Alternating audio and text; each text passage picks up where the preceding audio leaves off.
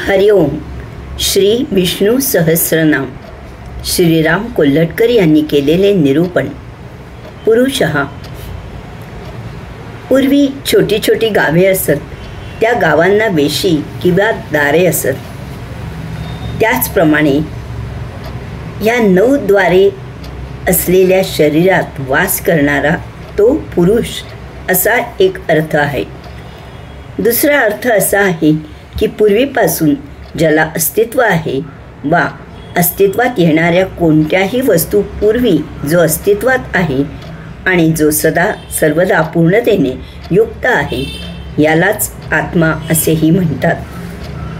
भगवंत या आत्म्याचे वर्णन करताना गीतेत अध्याय 2 श्लोक क्रमांक 20 मध्ये म्हणतात, अजो नित्य शाश्वतोयम पुराणो न हन्यते हन्यमाने शरीरे.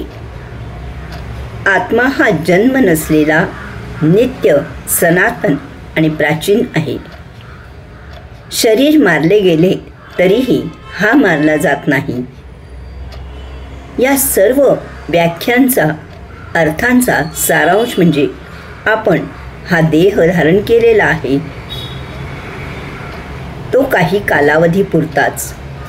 आपले मूळ घर वास्तव्याचे ठिकाण म्हणजे योगधाम असून विश्वस्त या नात्याने योगेश्वराने आपणास वापरावयास दिला आहे.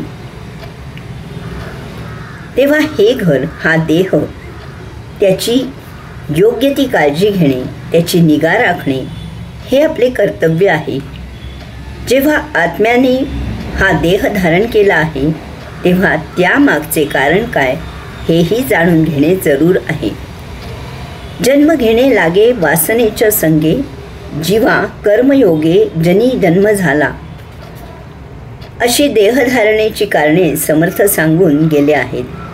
ही कारणे भूषणास्पद आहेत की दूषणास्पद आहेत याचा या भगवंतांच्या पुरुष या नामाच्या निमित्ताने आपण विचार करूया. आपल्याला इतर प्राणीमात्रांच्या तुलनेत लाभलेल्या अलौकिक बुद्धिमत्तेचा उपयोग बुद्धीचे वैभव अन्य नाही दुजे, एका केशीराजे सकल सिद्धी. रिद्धी सिद्धी अवघीच उपाधी, जव त्या परमानंदी मन नाही.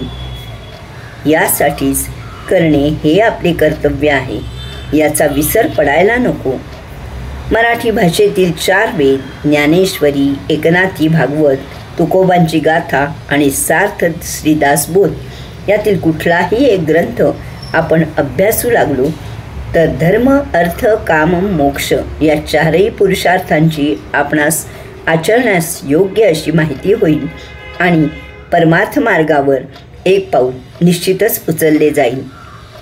पुरुष या नामाच्या ओळखीमुळे आत्मानुभूती आत्मसाक्षात्कार या शब्दांचा परिचय होऊन आपणास ती अवस्था प्राप्त करून घेण्याची एक स्वाभाविक ओढ लागेल. हरिओम.